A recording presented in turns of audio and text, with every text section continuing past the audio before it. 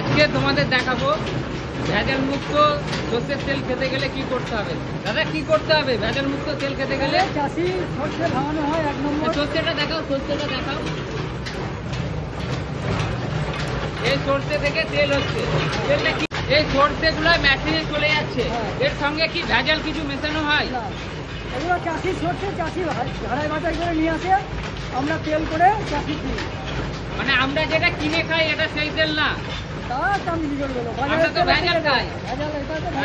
এখানে তো তাকাতে পারছি না, চোখ জ্বলছে, আমরা তাকাতে পারছি না, তুমি তো তাকাতে পারছো। চাষিরা এরা ডাইরেক্ট নিয়ে এসে চাষিরাই একমাত্র খাঁটি তেল খায়, আমরা তাহলে ভেজাল তেল খাই। ভেজাল তেল ম্যাক্সিমাম ভেজাল, ম্যাক্সিমাম ভেজাল। বলে যে লঙ্কার গুঁড়ো মিশায়, না এসব কিছু না। একদম সর্ষে এখানে কিনে নিয়ে আসলে ভাঙাতে পারবে। কেজিতে কত করে নাও ভাঙাতে? কেজিতে 5 টাকা কেজি। 5 টাকা কেজি। কতক্ষণ লাগে ভাঙাতে? একটা ঘানি 10 কেজি ভাঙাতে 1 ঘন্টা টাইম লাগে। কটা থেকে খোলো? আমরা 8টায় খুলি, রাত 8টায় বন্ধ হয়। তোমার নামটা? আমার নাম বিশ্বনাথ রায়। দেখতে পাচ্ছ সর্ষে থেকে কিভাবে তেল হচ্ছে।